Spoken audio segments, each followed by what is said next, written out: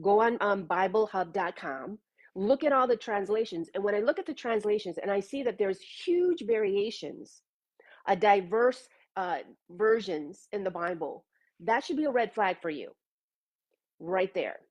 You should look at that and say, the translators are having a very difficult time with this one verse. They don't know what it means contextually.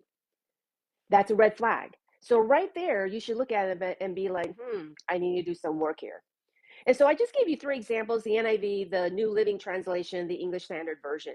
And in it, it says, from the days of John the Baptist until now, the kingdom of heaven has been subjected to violence, and violent people have been raiding it. Those 2 ideas. Secondly, not only does the verse say that, but secondly, you should be like, this verse doesn't make any sense the way it's written in English. Remember, this is a translation. The original would have been in Greek, but the thought is Hebraic. So you have to go through twice. You have to go into the context in a different way. One, linguistically, then you have to go into it culturally. And this is where the cultural piece is missing. Is very, very missing. A lot of pastors, they have not been trained in this. They don't know it. So they just interpret it on a linguistic level. And that's where all the problems are, because they don't know the cultural piece. And you have to have both. So here it says that the kingdom of heaven has been subjected to violence, and violent people have been raiding it. So it's like kingdom, violence, and it's like, they don't go together. So that's a problem. But let's take a look at New Living Translation. And from the time John the Baptist began preaching until now, the kingdom of God has been forcefully advancing.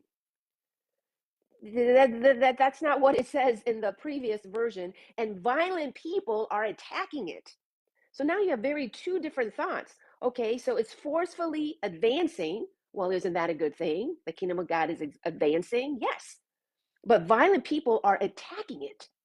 Wow. Why? Because they want to go into it, because they want to destroy it, because they want to nullify it.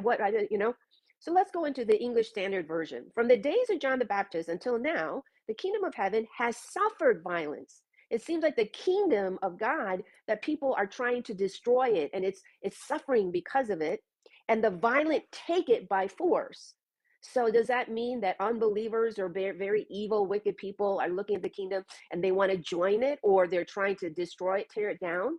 This is why there's a lot of confusion just in the 3 English versions that we have right here.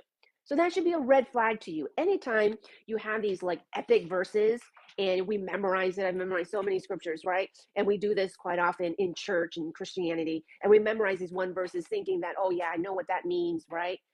I want you to reconsider going back to those verses and taking a look at it in this fashion.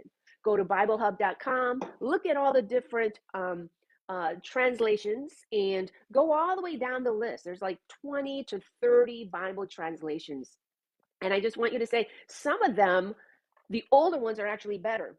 Anyway, we have all these new versions. But when you look at it and when you see a verse and each one just is the same version, same meaning for each one, then you can be like, okay, the translators are in agreement here.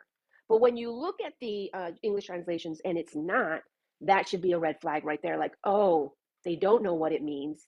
Therefore, now I have to do the work. So here in 1by3net, we take responsibility. The spiritual life that you have to take responsibility. It is not anyone's, job to spoon feed you. Okay. It is your responsibility as adults. And that's what we're trying to do here, trying to develop a culture where we are in covenant community, but that everyone is being tooled and equipped to actually know how to study the Bible, especially right now with all the resources that are out there. It was not like this in the 1990s when I graduated from Bible school. Not at all. We had hardly none of this accessible to us, but now we do. And so we just need people that have, experience in Bible study to begin to show other people how to do it. And that's why I'm here. But really, it's to equip you so that you can start doing it. So the